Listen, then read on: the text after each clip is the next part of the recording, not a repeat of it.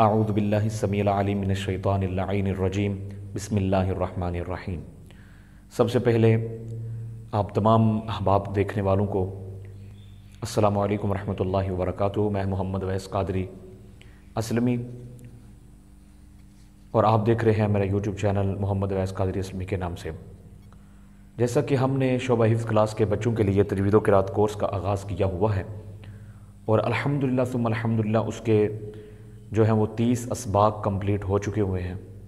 تو انشاءاللہ العزیز آج ہم پڑھیں گے 31واں سبق لیسن نمبر 30 ساکن اور نون تنوین کے قواعد کا بیان۔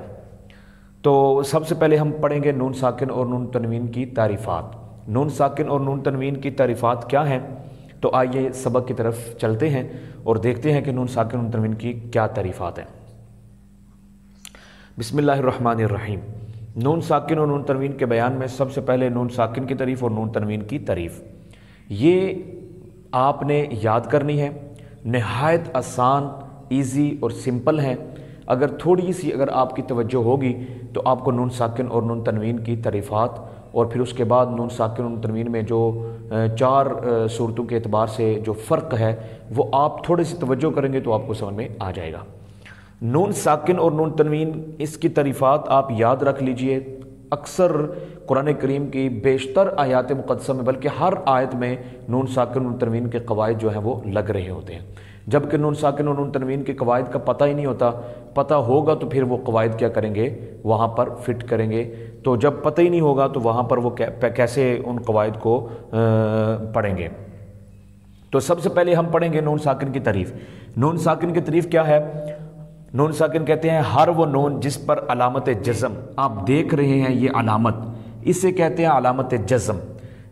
ہر وہ نون جس میں علامت جزم ہو اسے نون ساکن کہتے ہیں۔ ہر وہ نون جس میں علامت جزم ہو اسے نون ساکن کہتے ہیں۔ جیسے حمزہ نون زبر ان، حمزہ نون زبر ان، ٹھیک ہے۔ آگے آ گیا نون تنوین کی تعریف۔ نون تنوین کہتے ہیں اس نون تنوین کی ادائیگی میں جو نون کی آواز پیدا ہوتی ہے۔ نون تنوین کی تعریف کیا ہے؟ کہتے ہیں تنوین۔ تنوین کسے کہتے ہیں؟ 2 زبر 2 زیر 2 پیش کو کیا کہتے ہیں؟ تنوین کہتے ہیں۔ جس حرف پر تنوین ہو اسے کیا کہتے ہیں؟ منون کہتے ہیں، ٹھیک ہے۔ تو تنوین کی ادائیگی میں جو نون کی آواز پیدا ہوتی ہے اسے کیا کہتے ہیں؟ نون تنوین کہتے ہیں۔ جیسے با 2 زیر بن، با 2 زیر بن، ٹھیک ہے۔ جب با 2 زیر بن پڑھیں گے تو بن میں جب آپ تنوین ظاہر ہے ادائیگی تنوین کی میں جو نون کی آواز آپ کو سنائی دے رہی ہے بن میں، تو کیونکہ ظاہر میں تو ہم با کے نیچے تو 2 زیر لگا دیں ایسے، تو یہ کیا پڑھیں گے آپ؟ بن۔ اگر با کے نیچے ہم 2 زیریں ایسے لگا دیں تو آپ کیا پڑھیں گے؟ بن، ٹھیک ہے۔ تو اب بن یہاں پر نون آپ کو نظر آ رہا ہے؟ نہیں نظر آ رہا، لیکن آواز آپ کو نون کی سنائی دے رہی ہے، ٹھیک ہے۔ تو اس کو کیا کہتے ہیں؟ نون تنوین کہتے ہیں۔ بات میں آگے ناظرین کرام، یہی آپ نے سمجھنا ہے آج کے سبق میں نون ساکن اور نون تنوین کی تعریف کیا ہے۔ نون ساکن اس نون، ہر وہ نون جس پر علامت جزم ہو اسے نون ساکن کہتے ہیں، اور تنوین کی ادائیگی میں جو ان کی آواز ہوتی ہے اسے نون تنوین کہتے ہیں۔ یہ تھا نون ساکن اور نون تنوین کی تعریفات۔ اب آگے آ چلیے 4 اعتبار سے جو ہے وہ نون ساکن اور نون تنوین میں کیا ہے؟ فرق ہے۔ نون ساکن نون تنوین میں 4 وجوہ کے اعتبار سے کیا ہے؟ فرق ہے نون ساکن میں اور نون تنوین میں۔ نون ساکن اور تنوین کا پہلا فرق یہ ہے کہ نون ساکن جو ہے یہ کلمے کے درمیان میں بھی آتا ہے اور کلمے کے آخر میں بھی آتا ہے۔ نون ساکن کلمے کے درمیان میں بھی آتا ہے اور آخر میں بھی آتا ہے۔ جیسے کہ انعمت، اب نون ساکن ان میں درمیان میں ہے اور یہاں من میں آخر میں ہے، لہذا نون ساکن کلمے کے درمیان میں بھی آتا ہے اور کلمے کے آخر میں بھی آتا ہے، ٹھیک ہے جی۔ آگے آ گیا ہے پہلا اعتبار، یہ تو نون ساکن کا تھا، لیکن نون تنوین جو ہے یہ پہلی اب میں پہلی آپ کو وجہ بتا رہا ہوں۔ نون ساکن اور نون تنوین کے اندر جو 4 اعتبار سے فرق ہے ان میں پہلی صورت یہ ہے کہ نون ساکن کلمے کے درمیان میں بھی آتا ہے اور آخر میں بھی آتا ہے، جبکہ نون تنوین صرف کلمے کے آخر میں آتا ہے، درمیان میں نہیں آتا۔ جیسے عفو غفور، عفو غفور، اب را میں اوپر دو زبر ہیں، تو اب واو کے اوپر بھی دو زبر ہیں، دو پیش ہیں، تو اب یہ عفو اور غفور میں دونوں جو پیش کی حرکات ہیں یہ کہاں پر آئی ہیں؟ آخر میں، ٹھیک ہے؟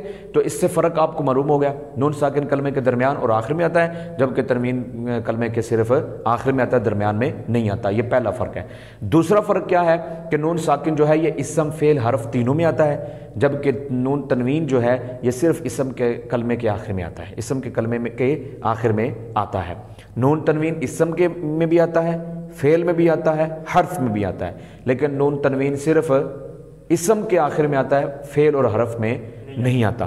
اس کی مثال آپ دیکھ سکتے ہیں، جیسے کہ الانبیاء اور کلیم، یہ نون تنوین کی مثال ہے اور یہ نون ساکن کی مثال ہے۔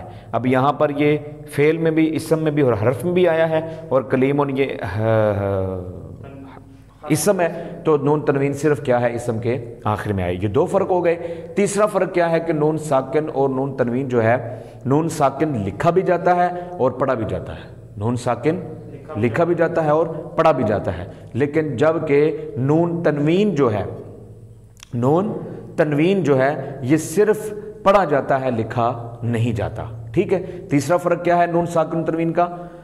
تیسرا فرق یہ ہے کہ نون ساکن لکھا بھی جاتا ہے اور پڑھا بھی جاتا ہے، جبکہ نون تنوین صرف پڑھا جاتا ہے، لکھا نہیں جاتا۔ جیسے مسلمات، یہ نون تنوین کی مثال ہے، مسلماتن، اب اس میں پڑھا جا رہا ہے، لکھا ہوا نون تنوین نہیں نظر آ رہا۔ جیسے نون کتنے میں پتہ نا آپ کو، قل هو اللہ احد، نیلا میں پتہ چھوٹا سا نون نیچے لکھتے ہیں تو نون کتنی نظر آ رہا ہوتا ہے، لیکن یہاں پر مسلماتن ہے، تو مسلماتن میں آپ جو ہے وہ آپ کو نون تنوین نظر آ رہا ہے؟ تو نہیں نظر آ رہا، لکھا جاتا ہے، پڑھا جاتا ہے لیکن لکھا نہیں جاتا۔ اور ونحر، یہاں پر ونحر میں نون ساکن لکھا نظر بھی آ رہا ہے اور پڑھا بھی جا رہا ہے۔ یہ تین فرق ہو گئے۔ چوتھا فرق یہ ہے کہ نون ساکن جو ہے یہ وصل میں بھی پڑھا جاتا ہے، وقف میں بھی پڑھا جاتا ہے، ملانے کی صورت میں بھی پڑھا جاتا ہے اور ٹھہرنے کی صورت میں بھی پڑھا جاتا ہے، جبکہ نون تنوین جو ہے یہ صرف اور صرف وصل میں پڑھا جاتا ہے، وصل میں یعنی ملانے کی صورت میں پڑھا جاتا ہے۔ لیکن وقف کی صورت میں کیا ہوگا؟ نون تنوین وقف میں اگر دو زبر ہو تو الف سے بدل دیں گے، اگر دو زیر یا دو پیش ہوں تو ان کو حذف کر دیں گے، ختم کر دیں گے، ٹھیک ہے؟ تو ناظرین اکرام، آج کا سبق جو تھا وہ ہمارا نون ساکن اور نون تنوین کے بیان میں تھا، جبکہ آپ نے لیسن نمبر 31 سبق کے اندر نون ساکن اور تنوین کی تعریفات اور ان میں جو 4 وجوہ کے اعتبار سے جو فرق ہے وہ آپ نے کیا کیا؟ جانا اور معلوم کیا۔ انشاءاللہ العزیز اگلے لیسن میں، لیسن نمبر 32 کے اندر نون ساکن نون تنوین کے کتنے قواعد ہیں، کون کون سے ہیں، ان کی کیا مثالیں ہیں، انشاءاللہ العزیز تفصیل کے ساتھ میں ذکر کروں گا۔ اگلے لیسن میں ملاقات ہوگی۔ اپنے قاری صاحب محمد اویس قادری کو اجازت دیجیے، انشاءاللہ العزیز اگلے لیسن میں ملاقات ہوگی۔ اللہ حافظ، السلام علیکم ورحمۃ اللہ وبرکاتہ۔